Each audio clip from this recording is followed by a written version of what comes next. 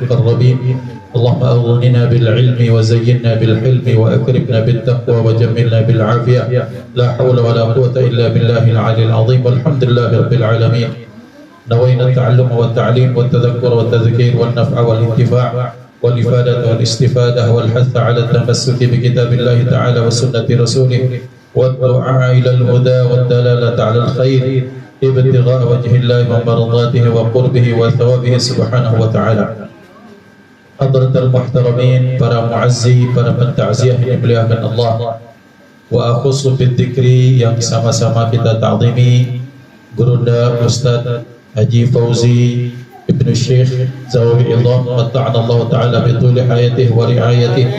Mudah-mudahan Allah berikan sehat wal afiat kepada beliau, terus diberikan kekuatan untuk berkhidmah kepada agama Allah, agama Rasulullah sallallahu alaihi wasallam, para alim, para ulama, para masyayikh, para syiban, orang-orang tua kami yang al-faqir hormati, wabil khusus sahibul musibah Ustaz Haidir beserta keluarga besar, salam ta'zim semuanya. Alhamdulillah, segala puji kehadirat Allah Subhanahu wa taala, Zat yang maha sempurna, Allah al-Baqi, Allah yang maha kekal, Allah yang tak pernah la ya'tarihil batil, Allah Subhanahu wa taala yang tidak pernah pas untuk dinisbatkan kepadanya segala sifat kekurangan. Mustahil bagi Allah dinisbatkan kepadanya kekurangan hal-hal yang tak layak bagi beliau. Segala puji bagi Allah yang maha sempurna. Jangankan untuk mati, bahkan sakit pun tak mungkin bagi Allah. Jangankan untuk sakit, bahkan tidur mengantuk pun tak pantas bagi Allah. Karena ketika Allah lengah sedikit saja, sebentar saja, hancurlah alam semesta ini. Maka kita puji Allah Subhanahu wa taala dengan kesempurnaannya, dengan kekekalannya, dengan segala kebaikannya yang telah mengumpulkan kita. Dikumpulkan kita entah apapun alasannya, maka yang pasti itu merupakan sababiyah saja. Pada hakikatnya Allah kumpulkan kita untuk sama-sama mendoakan Allah yarham Bapak Syahrudin bin Mukmin, yang artinya sebagai mukmin bersyukur kehadirat Allah, bahwa hati kita masih dilembutkan Allah untuk hadir pada acara-acara seperti ini. Kafa bil mauti mau'izah, bahwa cukuplah sebagai mati itu sebagai satu mau'izah, sebagai nasihat bagi seorang mukmin. Maka kita doakan keluarga besar diberikan ketabahan, kekuatan iman, diberikan husnul dzan dan yakin bahwa semuanya yang ditimpakan Allah adalah baik semata-mata. Salawat beruntaikan salam terlimpah ruah kepada hadratul Rasul baginda Nabi Muhammad sallallahu alaihi wa alihi wa sahbihi wasallam beserta keluarga, sahabat, pengikut sekalian. Amin Allahumma amin.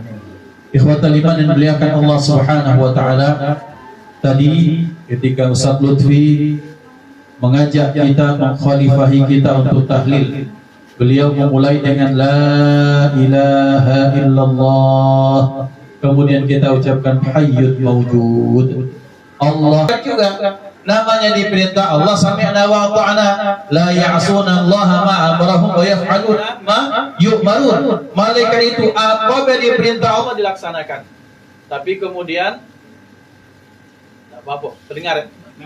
Tapi kemudian oleh Allah Subhanahu wa taala disampaikan kepada Nabiullah Ibrahim alaihissalam, wahai malakul maut, sampaikan kepada kekasihku Ibrahim, jikalau dia betul-betul mengaku cinta, katakan kepadanya, wahai Ibrahim, pantaskah seorang kekasih tidak rindu ingin berjumpa dengan kekasihnya? Maka kemudian malakul maut menjumpai, wahai Ibrahim, aku menyampaikan salam dari kekasihmu Allah Subhanahu wa taala.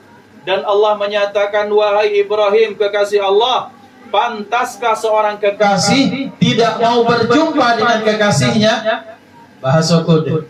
Nabiullah Ibrahim menangis, astagfirullah. Maka kata beliau, wahai malakul maut, aku sudah rindu dengan kekasihku Allah Azza wa Jalla. Cabut nyawaku, karena sesungguhnya kematian adalah satu-satunya cara bagi orang, bagi makhluk yang mengaku cinta kepada Allah untuk berjumpa dengan kekasihnya, yaitu Allah Subhanahu wa ta'ala. Nah ikhwan, ini hakikat pemahaman ini cerita ini, ilustrasi ini sengaja Allah beritakan kepada kita supaya kita galau-galau sebagai umat ini sadar bahwa kematian selain dia merupakan hukum kausalitas. Apakah Allah menyatakan apakah kalian kafir? Apakah kalian mau menentang Allah? Wa kuntum amwatan fa ahyaakum tsumma yumitukum tsumma yuhyikum. Apakah kalian mau menentang Allah padahal kalian amwat, dalam artian kamu mati bahwa kalian belum ada. Fa ahyaakum, kemudian Allah menghidupkan kalian minal adam ilal wujud, dari tiada menjadi ada. Tsumma yumitukum, kemudian Allah mematikan kalian pada kali yang kedua. Supaya apa? Supaya kalian masuk kepada fase berikutnya. Tsumma yuhyikum, supaya kalian bisa hidup, dan hidup inilah yang disebut sebagai kehidupan yang abadi dan kekal adanya. Maka yang dimuliakan Allah, benar berarti bahwa kematian merupakan satu fase dari banyak fase yang harus dilewati seorang hamba untuk berjumpa dengan Allah. Kita bilang malaikat Khidir, apa Nabi Khidir, bukan Ustaz Haidir, bukan, Nabi Khidir alaihissalam. Kemudian dibilang umurnya panjang, bahwa tidak ada satu wali min auliyaillah kecuali mereka salah satu syarat kewaliannya berjumpa dengan Nabi Khidir alaihissalam. Pun akan meninggal ketika sudah ditiupkan sangkakala yang pertama. Siapa? Malakul maut meninggal. Sudah sering saya ceritakan bahwa semua makhluk semuanya akan mengalami satu fase yang disebut sebagai kematian. Berarti ya ikhwan, pintu ini siapapun dia, entah dia malaikat, entah dia jin, iblis masuk di dalamnya, kemudian dia manusia, maka semuanya akan mengalami fase kematian. Sekarang apa? Al-mautu babun wa kullun nasi dakhiluhu, bahwa pintu itu disebut sebagai kematian, dan setiap kita semuanya akan masuk melalui pintu tersebut untuk supaya Allah hidupkan pada kehidupan yang sesungguhnya. Maka ikhwan yang muliakan Allah Subhanahu wa taala, ketika sudah kehidupan yang kedua, baru keciren ini wong baik atau tidak. Baru ketahuan ini hamba Allah diterima atau tidak. Baru ketahuan bahwa dia ini betul-betul kekasih Allah atau tidak. Baru ketahuan ini orang berkhidmat pada agama Allah atau tidak. Baru ketahuan ini orang hakikatnya iman atau tidak. Kapan? Ketika sudah matinya. Wa laisa lil insani illa ma sa'a wa anna sa'yahu sawfa yura, bahwa sesungguhnya tidak ada bagi manusia kecuali apa yang dia lakukan selama hidup di dunia, dan seluruh amalnya akan diperlihatkan di depan orang tersebut. Apa yang diperlihatkan? Satu, yang nampak-nampak dulu, yang kita ucapkan. Apa ucapan kita, entah di depan orangnya, entah di belakang orangnya, akan diperlihatkan, ditontonkan oleh Allah Subhanahu wa taala. Yang kedua, apa? Apa yang kita lakukan dengan panca indera kita, dengan tubuh kita, semuanya akan diperlihatkan oleh Allah Subhanahu wa taala. Yang ketiga, yang tak kalah hebat, apa yang tersimpan di dalam dada kita. Maka di dalam surah Az-Zalzalah, dalam surah Al-Adiyat, Allah menyatakan wa hussila ma fis sudur. Ini bahaya, ini ayat, bahwa apa yang ada di dalam dada kita masing-masing, dalam batin kita masing-masing, itu akan dinampakkan oleh Allah Subhanahu wa taala. Maka ikhwan dimuliakan Allah Subhanahu wa taala, maka berarti bagi manusia harus sadar, harus yakin bahwa apapun yang kita lakukan semuanya akan dimintai tanggung jawab oleh Allah Subhanahu wa taala. Maka ikhwan dimuliakan Allah, berarti apa yang kita lakukan ini, nah, baik itu amal saleh berupa ucapan, perkataan, perbuatan, lintasan hati. Apa yang buruk kita lakukan, ucapan, perkataan, perbuatan, apa yang terlintas dalam hati. Hatta sesuatu yang kita anggap remeh-temeh, besok di Jumat, neman di jingong, nah lalu mau mimbar, kita lah khotib masih main HP, masih melintang HP, main game, masih berusaha sama kawan, di luar masih sebatang dulu. Ini pun akan diperlihatkan di depan Allah di hari kiamat kelak. Artinya apa? Apapun yang kita lakukan selama di dunia, peringatan untuk saya. Peringatan untuk saya dan kita semua. Apapun yang kita lakukan, kelak akan dipampangkan dan seluruh manusia akan melihat. Yang paling hebat, kaget, yang jadi saksinya itu satu orang tua kita, ayah bunda kita. Oh, mak ini anakku, anakku ini kata orang tua. Mak ini kata ibu kita, umi kita. Oh, begini perlakuan anak saya selama hidup, kata ayah kita. Yang tak kalah lalu kalau Nabi Pak yang menyaksikan. Kalau Rasulullah syahid, Rasulullah sebagai syahid, bahwa beliau akan dibangkitkan Allah sebagai saksi pada hari kiamat kelak, supaya dia berikan syafaat. Tapi sebelum diberikan syafaat ada proses. Salah satu prosesnya, amalan kita itu akan diperlihatkan kepada triliunan manusia. Dari awal Nabi Adam lahir sampai manusia terakhir meninggal, kita semua akan ditonton semua. Kira-kira mak itu pertanyaannya, kita ini termasuk yang membanggakan atau bikin malu Rasulullah?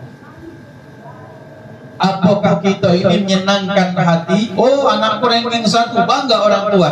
Sekarang itu semu semata-mata ya ikhwan. Tapi kalau sudah di akhirat, kata orang tua, ya Allah, terima kasih bangganya hati. Anakku ini anak yang baik, anak yang jujur, yang iman, amal soleh, Masya Allah. Tapi kalau tidak, ada istilah budak-budak sekarang ini beban grup, beban keluarga, beban negara. Masih belum. Kalau sudah di akhirat, beban akhir yang tak ada berkesudahan. Maka berarti ikhwan, saya dan kita semua akan dimintai tanggung jawab, dan itu akan dimulai dari fase yang bernama kematian.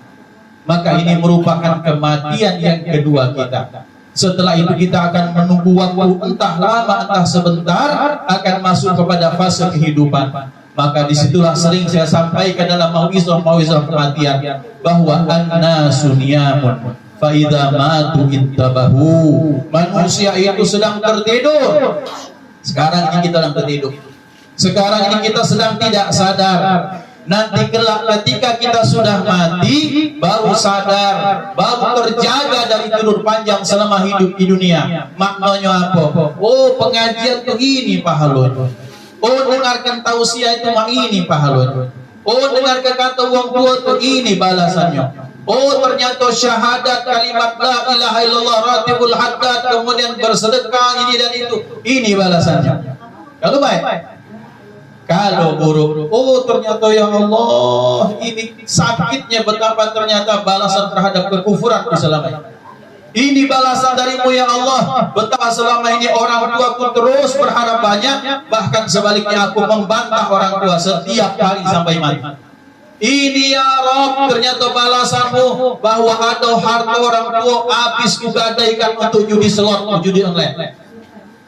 Oh ini ya Allah, balasan ternyata kalau aku galak nyuri, galak maling, jadi goro, berghibah, berzina, segala macam. Ini balasan ya Allah. Maka tetap bahwa semuanya akan sadar, betul-betul sadar, manakala sudah dimatikan oleh Allah, dimulai dari liang lahat, sudah masuk alam barzakh.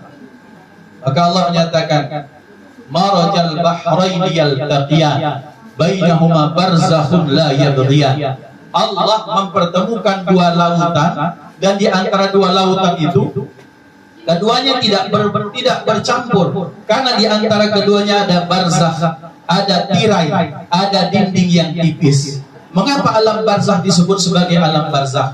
Karena dikatakan dalam kitab Ad-Darul Akhirah karangan Syekh Mutawalli Sya'rawi, bahwa setiap yang masuk Darul Akhirah masuk ke dalam alam barzakh, maka dia bisa mendengar apapun yang diucapkan oleh orang yang ada di luar.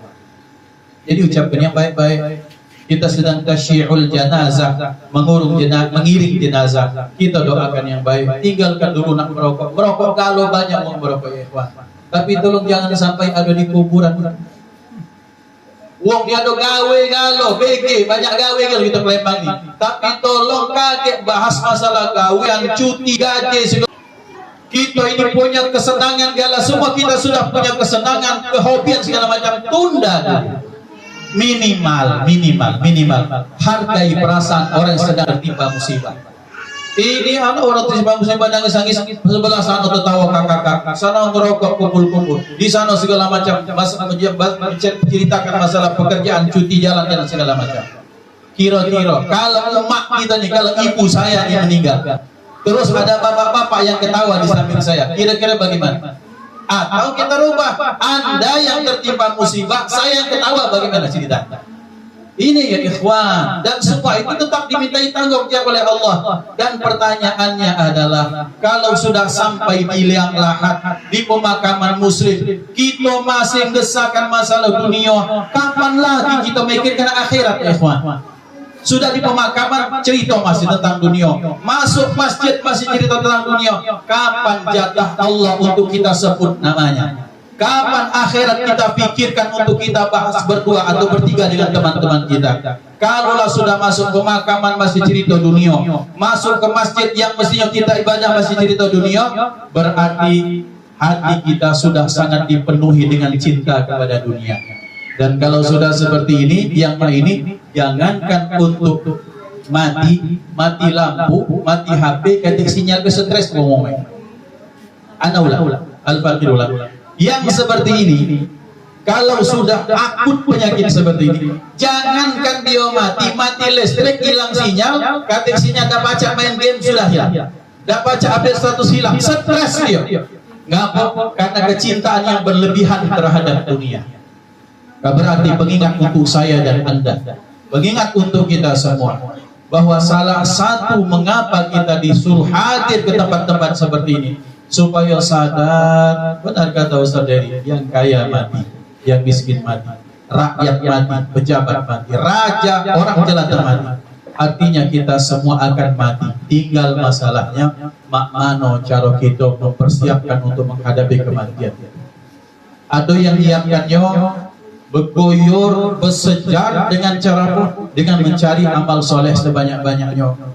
Pak, besok hari apa? Hari Jumat biasanya udah sedekah Pak RT atau masjid dulu mengadakan sedekah dong. Aku tidak katik duit banyak, cuma ada 2 bungkus inilah nasi gemuk, tolong diterimakannya, tolong sampaikan. Ini namanya wong bersejar. Dia udah baca bantu cak uang banyak 100 bungkus, aku udah baca 100 bungkus, cuma 2 bungkus inilah berharap di akhirat 2 bungkus ini yang menjadi pemadam api neraka kalau kira-kira aku jadi ahli neraka, naudzubillah. Oke, ini orang baik, orang yang bersejar, orang yang cerdas. Tapi ada orang yang tak cerdas, badan waras, duit banyak, kendaraan ado, anak bini lengkap, pekerjaan bagus, income luar biasa, tapi dipakai malam minggu nongkrong, malam Jumat begini, malam Sabtu begitu. Dah kate kesempatan lagi untuk mencari samu, mencari bekal sebanyak-banyaknya. Silahkan kata Allah. Aku nunggu. Aku tidak akan mengazab kata Allah.